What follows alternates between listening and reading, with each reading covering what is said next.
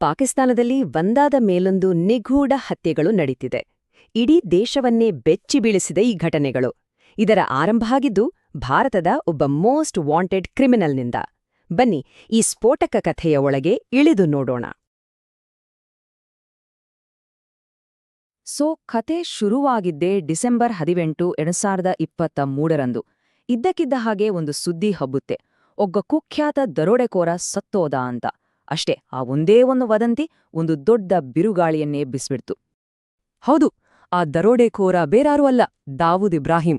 ಎಲ್ಲ news ಚಾನೆಲ್ಗಳಲ್ಲೂ breaking news. ಈ ವದಂತಿ ಕೇಳಿದ ಪ್ರತಿಯೊಬ್ಬರ ತಲೆಯಲ್ಲೂ ಒಂದೇ ಪ್ರಶ್ನೆ: ದಾವೂದ್ ಇಬ್ರಾಹಿಂ ನಿಜವಾಗ್ಲೂ ಸತ್ತೋದ್ನಾ ಅಥವಾ ಇನ್ನೂ ಬದುಕಿದ್ದಾನಾ? ಈ ಗೊಂದಲಕ್ಕೆ ಎರಡು ಮುಖಗಳಿತ್ತು.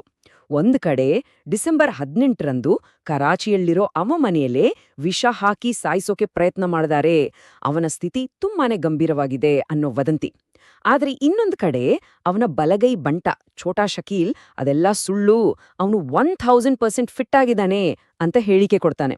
ಅಷ್ಟೇ ಅಲ್ಲ, ತನ್ನ ಹುಟ್ಟುಹಬ್ಬವನ್ನು ಆಚರಿಸ್ಕೊಳ್ತಾನೆ ಅಂತಾನೂ ಹೇಳ್ತಾನೆ. ಇದರಲ್ಲಿ ಯಾವುದು ಸತ್ಯ, ಯಾವುದು ಸುಳ್ಳು? ಈ ಗೊಂದಲ ಇನ್ನೂ ಜಾಸ್ತಿಯಾಗೋಕೆ ಕಾರಣ, ದಾವೂದ್ ಮಾತಾಡಿದಾನೆ ಅನ್ನೋ ಒಂದು ಆಡಿಯೋ ಕ್ಲಿಪ್ ಇದ್ದಕ್ಕಿದ್ದ ಹಾಗೆ ಹೊರಬಂತು.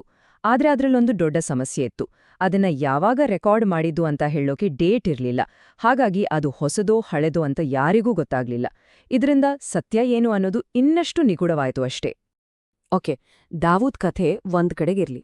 ಆದ್ರೆ ನಾವು ನೋಡ್ತಿರೋ ಈ ಘಟನೆ ಕೇವಲ ಒಬ್ಬ ವ್ಯಕ್ತಿಗೆ ಸೀಮಿತವಾಗಿಲ್ಲ. ಪಾಕಿಸ್ತಾನದಾದ್ಯಂತ ಇದಕ್ಕಿಂತ ದೊಡ್ಡ ಆತಂಕಕಾರಿ ಪ್ಯಾಟರ್ನ್ ಒಂದು ಕಾಣಿಸ್ತಿದೆ. ಅದೇನ್ ಗೊತ್ತಾ? ಟೆರರಿಸ್ಟ್ಗಳ್ನೇ ಟಾರ್ಗೆಟ್ ಮಾಡಿ ನಡುತ್ತಿರೋ ಹತ್ಯೆಗಳ ಸರಣಿ. ಅಂಕಿ ಸಂಖ್ಯೆ ಕೇಳಿದ್ರೆ ಶಾಕ್ ಆಗ್ತೀರಾ. ಕಳೆದ ಕೇವಲ 11 ತಿಂಗಳಲ್ಲಿ ಭಾರತ ವಿರೋಧಿ ಚಟುವಟಿಕೆಗಳಲ್ಲಿ ತೊಡಗಿದ್ದ ಬರೋಬ್ಬರಿ 21 ಟೆರರಿಸ್ಟ್ಗಳನ್ನ ಟಾರ್ಗೆಟ್ ಮಾಡಿ ಕೊಲ್ಲಲಾಗಿದೆ. 21. ಇದು ಕಾಕತಾಳೀಯ ಅಂತ ಹೇಳಕ್ಕೆ ಸಾಧ್ಯನೇ ಇಲ್ಲ. ಇದು ಪಕ್ಕ ಒಂದು ಸಿಸ್ಟಮ್ಯಾಟಿಕ್ ಪ್ಲಾನ್ ತರಾನೇ ಕಾಣಿಸ್ತಿದೆ. ಈ ಹಿಟ್ಲಿಸ್ಟ್ನಲ್ಲಿರೋ ಮೊದಲ ಪ್ರಮುಖ ಹೆಸರು ಲಖ್ಬೀರ್ ಸಿಂಗ್ ರೋಡೆ. ಈತ ಖಾಲಿಸ್ತಾನ್ ಲಿಬರೇಷನ್ ಫೋರ್ಸ್ನ ಚೀಫ್. 1985ರ ಕನಿಷ್ಕಾ ಪ್ಲೇನ್ ಬ್ಲಾಸ್ಟ್, ಆರ್ಮ್ಸ್ ಮತ್ತು ಡ್ರಗ್ಸ್ ಸಾಗಾಟ, ಹೀಗೆ ಹಲವಾರು ಕೇಸ್ಗಳಲ್ಲಿ ವಾಂಟೆಡ್. ಡಿಸೆಂಬರ್ 1, 2023ರಂದು ಈತ ಸಾಯ್ತಾನೆ. ಅಫಿಷಿಯಲ್ ಕಾರಣ ಹಾರ್ಟ್ ಅಟ್ಯಾಕ್. ಆದ್ರೆ ಅನುಮಾನ ಇರೋದು ವಿಷಪ್ರಾಶನದ ಬಗ್ಗೆ. ರೋಡೆ ಸತ್ತು ಕೇವಲ 2 ದಿನ. ಡಿಸೆಂಬರ್ 3ರಂದು ಲಷ್ಕರ್-ಎ-ತೊಯ್ಬಾದ ಕಮಾಂಡರ್ ಅದ್ನಾನ್ ಅಹ್ಮದ್ 2015ರಲ್ಲಿ ಉಧಂಪುರ್ ಆರ್ಮಿ ಬೇಸ್ ಮೇಲೆ ಅಟ್ಯಾಕ್ ಮಾಡಿದ್ದ. ಇವನನ್ನ ಅಪರಿಚಿತರು ಅವನ ಮನೆ ಮುಂದೆನೇ ಶೂಟ್ ಮಾಡಿ ಸಾಯಿಸ್ತಾರೆ. ನೋಡಿ, ಒಂದು ಕ್ಲಿಯರ್ ಪ್ಯಾಟರ್ನ್ ಕಾಣಿಸ್ತಿದೆ ಅಲ್ವಾ? ಒಬ್ಬರ ನಂತರ ಒಬ್ರು. ಈ ಸರಣಿ ಇಷ್ಟಕ್ಕೆ ನಿಲ್ಲಿಲ್ಲ. ಡಿಸೆಂಬರ್ 5ರಂದು ಭಾರತದ ಮೋಸ್ಟ್ ವಾಂಟೆಡ್ ಲಿಸ್ಟ್ನಲ್ಲಿದ್ದ 26/11 ಮುಂಬೈ ಅಟ್ಯಾಕ್ನ ಮಾಸ್ಟರ್ ಮೈಂಡ್ ಸಾಜಿದ್ ಮೀರ್, ಇವನನ್ನ ಹೈ ಸೆಕ್ಯೂರಿಟಿ ಜೈಲಿನಲ್ಲೇ ವಿಷ ಕೊಟ್ಟು ಸಾಯಿಸಲಾಗುತ್ತೆ. ಅಂದ್ರೆ ಯೋಚನೆ ಮಾಡಿ, ಹಂತಕರು ಎಷ್ಟರ ಮಟ್ಟಿಗೆ ಪವರ್ಫುಲ್ ಅಂದ್ರೆ ಜೈಲಿನ ಒಳಗೆ ನುಗ್ಗಿ ತಮ್ಮ ಕೆಲ್ಸ ಮುಗಿಸ್ಬಲ್ಲರು. ಪ್ರಶ್ನೆ ಇರೋದು, ಎಲ್ಲಾ ಹತ್ಯೆಗಳ ಹಿಂದೆ ಇರೋದು ಯಾರು? ಈಗ ನಾವು ನೋಡ್ಬೋದು, ಮೊದಲನೇ ಥಿಯರಿ ಭಾರತದ ಗುಪ್ತಚರ ಸಂಸ್ಥೆಯ ಇತಿಹಾಸದಲ್ಲಿ ನಡೆದ ಒಂದು ಘಟನೆಯನ್ನ ನೆನಪಿಸುತ್ತೆ. ಇದೊಂದು ಸೀಕ್ರೆಟ್ ವಾರ್ನ ಪ್ರತಿಧ್ವನಿಯಂತೆ. ಪಾಕಿಸ್ತಾನ ಈ ಬಗ್ಗೆ ಏನ್ ಹೇಳುತ್ತೆ ಅಂದ್ರೆ, ಅವರು ನೇರವಾಗಿ ಭಾರತದ ಕಡೆ ಬೆರಳು ತೋರಿಸ್ತಿದ್ದಾರೆ. ಅವರ ಪ್ರಕಾರ ಈ ಎಲ್ಲಾ ಹತ್ಯೆಗಳ ಹಿಂದೆ ಇರೋದು ಭಾರತದ ಗುಪ್ತಚರ ಸಂಸ್ಥೆ, ಅಂದ್ರೆ ರಾ. ಭಾರತದ ಮೇಲೆ ಈ ತರಹ ಆರೋಪ ಬರ್ತಿರೋದು ಇದೇ ಮೊದಲೇನಲ್ಲ. 1980ರ ದಶಕಕ್ಕೆ ವಾಪಸ್ ಹೋದ್ರೆ ಅಲ್ಲೂ ಒಂದು ಸೀಕ್ರೆಟ್ ವಾರ್ ನಡೆದಿತ್ತು. ಆಗ ಪಾಕಿಸ್ತಾನ ಪಂಜಾಬ್ ಮತ್ತು ಕಾಶ್ಮೀರದಲ್ಲಿ ಟೆರರಿಸಂಗೆ ಸಪೋರ್ಟ್ ಮಾಡ್ತಿತ್ತು. ಇದಕ್ಕೆ ಉತ್ತರವಾಗಿ ರಾ ಟೀಮ್ ಎಕ್ಸ್ ಮತ್ತು ಟೀಮ್ ಜೆ ಅಂತ 2 ರಹಸ್ಯ ಹಿಟ್ ಸ್ಕ್ವಾಡ್ಗಳನ್ನೇ ಮಾಡಿತ್ತು.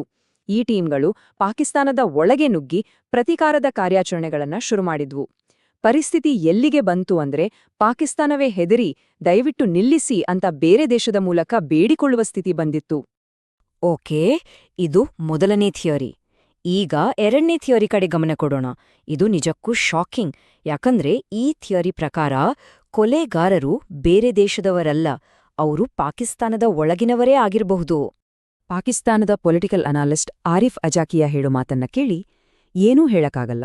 ಪಾಕಿಸ್ತಾನದ ಗುಪ್ತಚರ ಸಂಸ್ಥೆ ISI ತಾನೇ ಒಂದು ಕ್ಲೀನಪ್ ಆಪರೇಷನ್ ಮಾಡ್ತಿರಬಹುದು. ಈ ಒಂದು ಮಾತು ಇಡೀ ಕತೆಗೆ ಒಂದು ದೊಡ್ಡ ಟ್ವಿಸ್ಟ್ ಕೊಡುತ್ತೆ. ಅಂದ್ರೆ ಈ ಹತ್ಯೆಗಳ ಹಿಂದೆ ಇರೋದು ಪಾಕಿಸ್ತಾನದ ISIನೇನಾ? ಹಾಗಾದ್ರೆ ಪಾಕಿಸ್ತಾನದ ISIಗೆ ಯಾಕೆ ಈ ಕೆಲಸ ಮಾಡ್ಬೇಕು? ಕಾರಣ ಏನು? ಅದಕ್ಕೆ ಉತ್ತರ ಇರೋದು ಈ 4 ಅಕ್ಷರಗಳಲ್ಲಿ: FATF ಅಂದ್ರೆ ಫೈನಾನ್ಷಿಯಲ್ ಆಕ್ಷನ್ ಟಾಸ್ಕ್ ಫೋರ್ಸ್. ಈ ಸಂಸ್ಥೆ ಒಂದು ಗ್ರೇ ಲಿಸ್ಟ್ ಇಟ್ಟಿದೆ. ಟೆರರಿಸ್ಟ್ಗಳಿಗೆ ಹಣಕಾಸು ಒದಗಿಸೋ ದೇಶಗಳನ್ನ ಈ ಲಿಸ್ಟ್ಗೆ ಹಾಕ್ತಾರೆ. ಹೀಗೆ ಲಿಸ್ಟ್ಗೆ ಸೇರಿದ ದೇಶಗಳ ಮೇಲೆ ತೀವ್ರ ಆರ್ಥಿಕ ನಿರ್ಬಂಧಗಳನ್ನ ಹೇರಲಾಗತ್ತೆ. ಸಾಲ ಸಿಗೋದು ಕೂಡ ಕಷ್ಟ ಆಗತ್ತೆ. ಆ ಆರ್ಥಿಕ ಒತ್ತಡ ಎಂಥದ್ದು ಅಂತ ಈ ನಂಬರ್ಗಳನ್ನ ನೋಡಿದ್ರೆ ಗೊತ್ತಾಗುತ್ತೆ. ಪಾಕಿಸ್ತಾನ ಮರುಪಾವತಿ ಮಾಡಬೇಕಾಗಿರೋ ಸಾಲ ಎಷ್ಟು ಗೊತ್ತಾ? ಬರೋಬ್ಬರಿ $78.7 ಬಿಲಿಯನ್. ಅದರಲ್ಲೂ ತಕ್ಷಣಕ್ಕೆ ಅಂದ್ರೆ ಮುಂದಿನ 6 ತಿಂಗಳಲ್ಲಿ $3.7 ಬಿಲಿಯನ್ ಬೇಕೇ ಬೇಕು. ಪರಿಸ್ಥಿತಿ ಅಷ್ಟು ಗಂಭೀರವಾಗಿದೆ. ಹಾಗಾದ್ರೆ ಈ ಕ್ಲೀನಪ್ ಆಪರೇಷನ್ ಹಿಂದಿನ ಲಾಜಿಕ್ ಏನು? ಸ್ಟೆಪ್ ಬೈ ಸ್ಟೆಪ್ ನೋಡೋಣ. 1. ಪಾಕಿಸ್ತಾನ ಈಗ ಸಾಲದ ಸುಳಿಯಲ್ಲಿ ಸಂಪೂರ್ಣವಾಗಿ ಮುಳುಗಿದೆ. 2. FATF ಗ್ರೇ ಲಿಸ್ಟ್ನಲ್ಲಿರೋದ್ರಿಂದ IMFನಂತಹ ಸಂಸ್ಥೆಗಳಿಂದ ಸಾಲ ಸಿಗ್ತಿಲ್ಲ. 3. ಈ ಲಿಸ್ಟ್ನಿಂದ ಹೊರಬರ್ಬೇಕು ಅಂದ್ರೆ ಇರೋ ಒಂದೇ ದಾರಿ ತಮ್ಮ ದೇಶದಲ್ಲಿರೋ ಟೆರರಿಸ್ಟ್ಗಳ ಮೇಲೆ ಆಕ್ಷನ್ ತಗೊಳ್ಳೋದು. 4ನೇ ಮತ್ತು ಕೊನೆಯ ಪಾಯಿಂಟ್, ಒಂದು ಕಾಲದಲ್ಲಿ ತಮ್ಮ ಅಸೆಟ್ಸ್ ಆಗಿದ್ದ ಇದೇ ಟೆರರಿಸ್ಟ್ಗಳು ಈಗ ಅವರಿಗೆ ದೊಡ್ಡ ಹೊರೆಯಾಗಿದ್ದಾರೆ. ಹಾಗಾಗಿ ಅವರನ್ನೇ ಮುಗಿಸಿ ಜಗತ್ತಿನ ಮುಂದೆ ತಾವು ಕ್ಲೀನ್ ಅಂತ ತೋರಿಸ್ಕೊಂಡು ಬಿಲಿಯನ್ಗಟ್ಲೆ ಡಾಲರ್ ಸಾಲ ಪಡಿಬೇಕು ಅನ್ನೋದು ಪಾಕಿಸ್ತಾನದ ಪ್ಲಾನ್ ಆಗಿರಬಹುದು. ಹಾಗಾದ್ರೆ ನಿಜವಾಗ್ಲೂ ಇದರ ಹಿಂದಿರೋ ಮಾಸ್ಟರ್ ಮೈಂಡ್ ಯಾರು? ರಾನಾ ಅಥವಾ ISIನ? ಬನ್ನಿ ಈ ಎರಡೂ ಥಿಯರಿಗಳನ್ನ ಅಕ್ಕಪಕ್ಕ ಇಟ್ಟು ಒಂದ್ಸಲ ವಿಶ್ಲೇಷಣೆ ಮಾಡೋಣ. ಈ ಎರಡೂ ಥಿಯರಿಗಳನ್ನ ಒಮ್ಮೆ ಹೋಲಿಸೋಣ. ಮೊದಲನೇ ಥಿಯರಿ, ರಾನ ಪ್ರತೀಕಾರ. ಇದರ ಉದ್ದೇಶ ಏನು? ದಶಕಗಳಿಂದ ಅನುಭವಿಸಿದ ಭಯೋತ್ಪಾದನೆಗೆ ಸೇಡು ತೀರಿಸಿಕೊಳ್ಳೋದು. ಇದಕ್ಕೆ ಸಾಕ್ಷಿಯೇನು? ಭಾರತದ ಮೋಸ್ಟ್ ವಾಂಟೆಡ್ ಲಿಸ್ಟ್ನಲ್ಲಿದ್ದವರನ್ನೇ ಟಾರ್ಗೆಟ್ ಮಾಡಿಯೋದು. ಜೊತೆಗೆ 1980ರ ದಶಕದ ಆಪರೇಷನ್ಗಳ ಇತಿಹಾಸ ಬೇರೆ ಇದೆ. ಈಗ ಎರಡನೇ ಥಿಯರಿ, ISIನ ಕ್ಲೀನಪ್.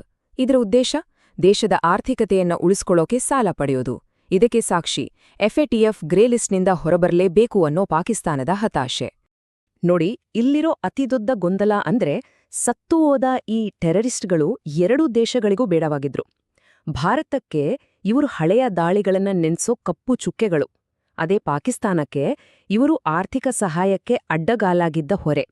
ಇದೇ ಕಾರಣಕ್ಕೆ ಎರಡೂ ಥಿಯರಿಗಳು ಅಷ್ಟೇ ಬಲವಾಗಿ ಕಾಣಿಸ್ತೇವೆ. ಹಾಗಾದ್ರೆ ಕೊನೆಯದಾಗಿ ಉಳಿಯೋ ಪ್ರಶ್ನೆ, ಈ ನಿಗೂಢ ಹತ್ಯೆಗಳು ಹಳೇ ಸೇಡನ್ನು ತೀರಿಸ್ಕೊಳ್ಳೋಕೆ ನಡೀತಿರೋ ಪ್ರತೀಕಾರಣ ಅಥವಾ ದೇಶದ ಭವಿಷ್ಯವನ್ನ ಕಾಪಾಡ್ಕೊಳ್ಳೋಕೆ ಮಾಡ್ತಿರೋ ಒಂದು ದೊಡ್ಡ ರಾಜಕೀಯ ಆಟನ? ಸದ್ಯಕ್ಕಂತೂ ಉತ್ತರ ಸಿಕ್ಕಿಲ್ಲ.